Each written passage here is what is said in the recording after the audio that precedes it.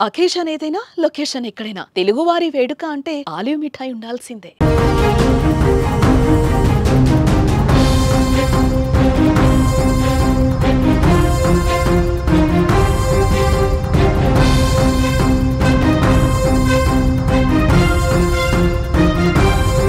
Operation Sindoor పై అడ్డగోలు ప్రచారాలు, పచ్చి అబద్ధాలు, అడ్డు అదుపులేని అవాస్తవాలు కట్ చేస్తే మాట మారింది. మనిషి దారికొచ్చాడు.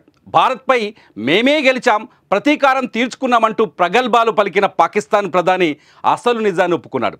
భారత్ తమకు నిద్ర పట్టనివ్వకుండా దాడులు చేసిందని అంగీకరించాడు షాబాజ్ షరీఫ్.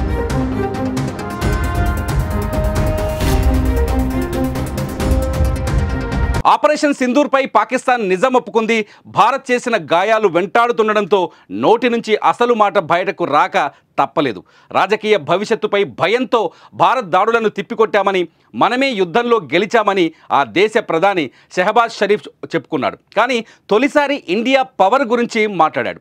మే 10 తెల్లవారుజామున 2:30 నూర్ ఖాన్ ఎయిర్ బేస్తో పాటు ఇతర ప్రాంతాల్లో భారత్ దాడులు చేసినట్టు తెలిపాడు.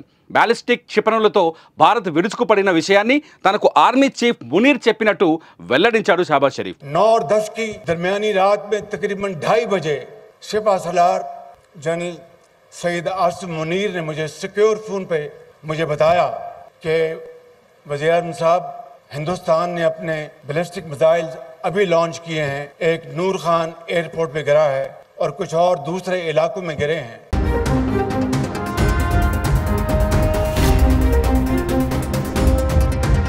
పహల్గాం ఉగ్రదాడికి ప్రతీకారంగా భారత్ ఆపరేషన్ సింధూర్తో పాకిస్తాన్లోని ఉగ్ర స్థావరాలను కూకటి వేళ్లతో పెకిలించేసింది. 100 మంది టెర్రరిస్టులను హతమార్చింది. భారత్ దాడులను జీర్ణించుకోలేకపోయిన దాయాది మన దేశంపై దాడులకు తెగబడింది. సరిహద్దు రాష్ట్రాల్లోని అమాయకులపై బాంబులు వేసి భయపెట్టింది. అయితే పాక్ దాడులను భారత్ తిప్పుకొట్టడంతో పాటు వారి దేశంలోని ప్రధాన నగరాల్లోని మన ఆయుధాలు వెళ్లి దాడులు చేశాయి.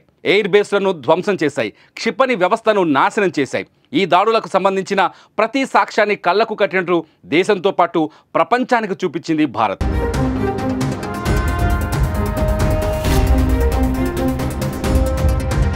కానీ పాకిస్తాన్ తమ దేశంలో జరిగిన దాడులను ఒప్పుకోలేకపోయింది. పరువు పోతుందనే భయంతో దాచిపెట్టే ప్రయత్నం చేసింది. ముఖ్యంగా ఆ దేశ ప్రధాని అబద్ధాలు చెప్పాడు.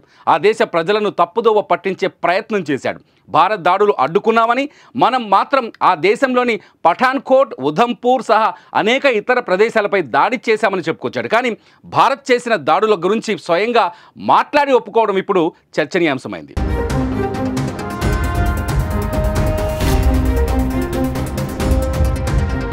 భారత్ 2-3 రోజులు దాడులు చేస్తేనే పాక్ వణికిపోయింది. పాకిస్తాన్ చేసిన ప్రతి దాడి ప్రయత్నాన్ని భారత్ తిప్పికొట్టింది. డ్రోన్లు, మిసైళ్లు, ఫైటర్ జెట్లతో భారత్పై దాడికి ప్రయత్నించగా వాటన్నింటినీ భారత్ పూర్తి స్థాయిలో అడ్డుకున్నా కానీ భారత్ చేసిన దాడులకు పాకిస్తాన్ వద్ద సమాధానం లేకపోయింది. ఇక గెలవలేమని భావించి కాళ్లబేరానికి వచ్చింది. భారత్ను రెచ్చగొట్టేలా పాకిస్తాన్ దళాలు ఏదైనా చర్యలకు పాల్పడితే ప్రతిస్పందన ఎలా ఉంటుందో ఆ దేశానికి క్లియర్ కట్గా చెప్పింది భారత్. అలా ఆపరేషన్ సింధూర్తో భారత్ పాకిస్తాన్పై ఆధిపత్యాన్ని చెలాయించింది. ఇక గెలవలేమని భావించి కాళ్లబేరానికి వచ్చింది పాకిస్తాన్. ఇప్పుడు స్వయంగా పాక్ ప్రధాని భారత్ దాడుల గురించి చెప్పడంతో భారత్ ఏ స్థాయిలో దాడులు చేసిందో అర్థం చేసుకోవచ్చు.